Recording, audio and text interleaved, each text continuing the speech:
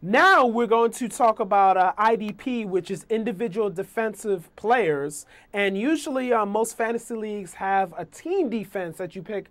And you pick like a full defense and everything, like Green Bay or the Jets, et cetera, et cetera. But no, well, actually, Green Bay don't pick their defense. But anyway, but with IDP, you have individual defensive players in which players score points for individual tackles, interceptions, sacks, et cetera, et cetera. And most leagues have 3 defensive players that you can start. And I like those type of leagues, like more intricate, right?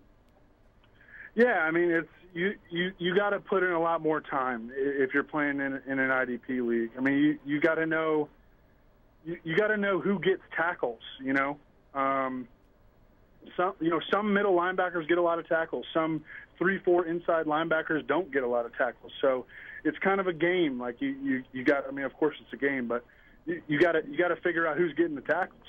Yeah, that's for sure. That's for sure. And now speaking about IDP. Now, interesting. You have Tavon Branch. Do you see him as the #1 safety in fantasy this year? Yeah, and he helps you in a variety of ways. He gets those pass breakups. They use him to cover tight ends, so he's playing in close coverage. He's not back deep. I think that one interesting element to Tavon Branch this year is that their new coach, the Raiders' new coach, Dennis Allen. He loved to send Roman Harper on blitzes, his old strong safety in New Orleans, and that could add to Tavon Branch's value. Every single year, Tavon Branch is among the league leaders in tackles already. He gives you a lot of big play potential. He's a real strong, IDP defensive back. Wow, and Jared Allen, what a historic season he had. He was half a sack away from breaking Michael Strahan's record. He had 3.5 sacks in that last game. I mean, he's the most consistent fantasy player at any position. Am I right? Yeah, and I think that there is a case to be made because defensive end is so much more shallow than linebacker in an IDP league that you should strongly consider taking Jared Allen, especially at the #1 overall pick. Just the supply and demand. Jared Allen is going to get you 15 sacks. I mean, he's locked in. He has his way with double teams, off the weak side, and he's a good tackler as well. So he's a difference maker at defensive end. Wow, and talk about Colin McCarthy, middle linebacker for Tennessee. Wow, just so much opportunity for him. Yeah, absolutely, and he's going to be an every down player. And one of the key things to kind of keep an eye on for these linebackers is, are they coming off in the nickel package? Because that really takes away from their big play potential. They're not going to get a whole lot of sacks. They're not even going to be in the game for pass breakup and interception opportunities. Colin McCarthy is going to be an every down player, and throughout the years in Tennessee, Stephen Tulloch was a big-time tackler in that same defense. That's Colin McCarthy's role now. Wow, and talk about you also have there Kelvin Shepherd of the Buffalo Bills. That defense is much improved. Yeah, absolutely. And, offensive lines are going to be concerned with blocking Mario Williams and Mark Anderson and Marcel Darius and Kyle Williams. And that middle linebacker is going to run free. And I don't know yet if Kelvin Shepherd is going to be a part of Buffalo's nickel package, but he is going to be running free sideline to sideline. He's going to get a ton of tackles. If he does win a job in the Bills' nickel defense, he could produce as many IDP points as anybody.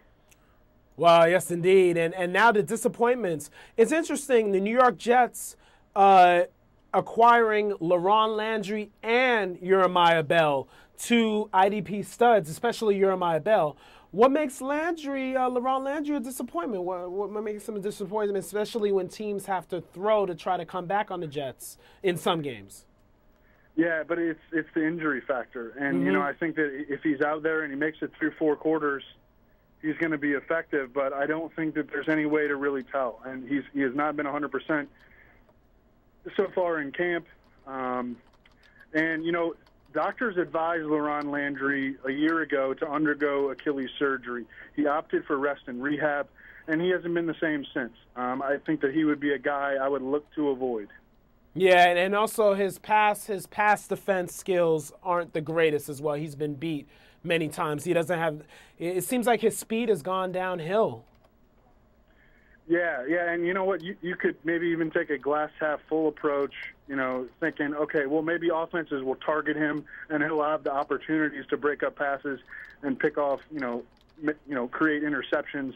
But I would just avoid him because of the health risk. Wow, and one more, and Brian Urlacher. Now you're based in Chicago, and you have some information on Urlacher. Yeah, well, I mean, he hasn't practiced in a week. And last season, in Week 17, he tore his MCL and his PCL in his left knee, and that has become a problem again. I mean, he's been trying to ice it to keep the swelling down, but I think that there is definitely some internal concern about that. Brian Urlacher's 34 years old now, and I don't think that he's going to be a lock to play 16 games. Wow, and. Yeah, it's interesting, like so much. But with IDP, the good thing about IDP, throughout the season, there are always players that emerge that can end up doing damage. Especially at linebacker. Looking at that waiver wire, there's always guys. If you see a guy who got 10 tackles in back-to-back games, to start the season, pick him up. Guys always come off the waiver wire in IDP. Absolutely.